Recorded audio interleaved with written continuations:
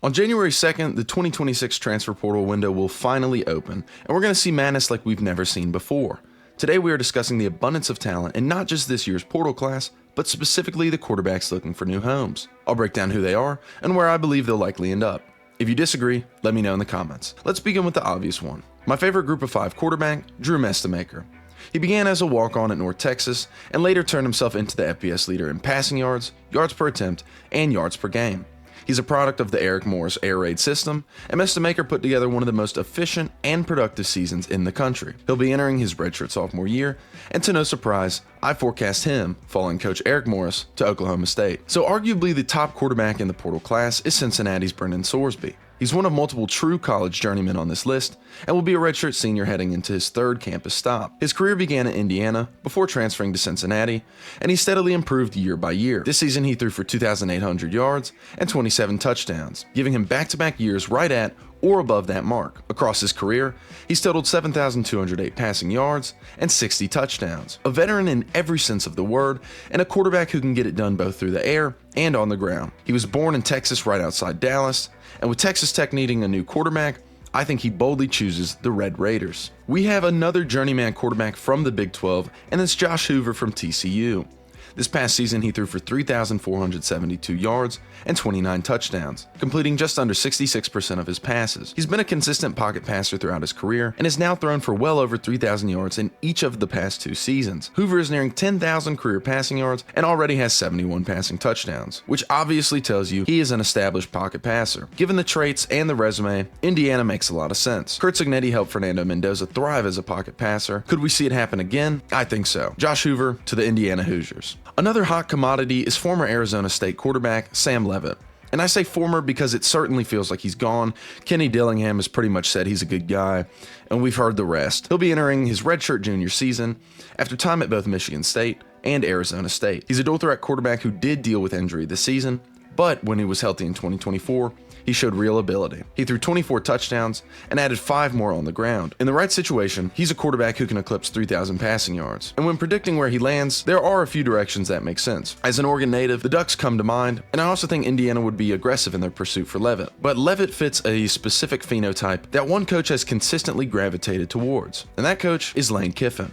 With LSU needing a new answer at quarterback, given that Nussmeier is out, I think Sam Leavitt ends up in Baton Rouge, and he will become the centerpiece of the Kiffin era in 2026. Alright, mentally, let's lower expectations and take it down just a bit. These are the 3 quarterbacks I'd call sporadic performers. While the talent is there, the consistency not so much.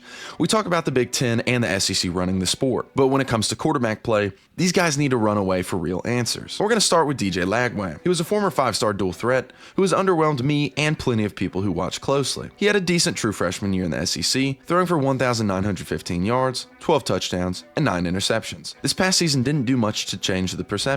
He was benched midway through the year, before finishing with 2,264 passing yards, 16 touchdowns, and 14 interceptions. The consistency just hasn't been there, and at this point, he needs a reset outside the SEC. There have been many rumors about Miami and even LSU, but while Billy Napier is at James Madison, does Lagway go to the Sun Belt? Obviously not. So Lagway's father did play football at Baylor, and he grew up near Waco and the Houston areas. And while DJ Lagway to Baylor feels strange, it might be exactly the kind of move that helps him get his footing back. That's why I predict DJ Lagway to be a Baylor Bear. Moving on to who some people still call Baby Mahomes. It's quarterback Dylan Raiola. He's transferring from Nebraska following his uncle being fired, and those Mahomes comparisons really never did him any favors. Whether it was stylistic or expectation-based, the bar was set unrealistically high from the jump. Watching him can be frustrating at times, and just like DJ Lagway, the former 5-star and soon-to-be true junior probably needs a change of scenery. The potential is still there. He's now had back-to-back seasons eclipsing or right around 2,000 passing yards, and before his season-ending leg injury this year, he threw 18 touchdowns to just 6 interceptions. He has improved, and even if I'm not fully sold, I think he's got potential. With Miller Moss leaving Louisville, I'll make the call. Dylan Raiola heads to the Cardinals in an attempt to win the ACC with Jeff Brom running the show. Finally, the third and final quarterback in my sporadic performers tier is Beau Pribula from Missouri. He'll be entering his redshirt senior season, and this is a quarterback who originally chose James Franklin at Penn State before ultimately transferring to Missouri last year. And now this one is official as of yesterday. Eli Drinkwitz openly said that tampering is running rampant in college football, especially to his Missouri players, and Pribula announced yesterday that he is leaving Columbia. Now, Pribula is an interesting case. As a redshirt senior, he's never thrown for more than 2,000 yards in a season, and this year he finished with 11 passing touchdowns, adding 6 more on the ground, but he also threw 9 interceptions. For someone this late in their career, the jury still being out is very unusual, but that's where we're at. I think a move away from the SEC helps him, which is why I'll call this a homecoming. Beau Pribula plays under James Franklin again in 2026 as a Virginia Tech Hokie. It's a weird link up, but given the timing and how this unfolded, it makes sense.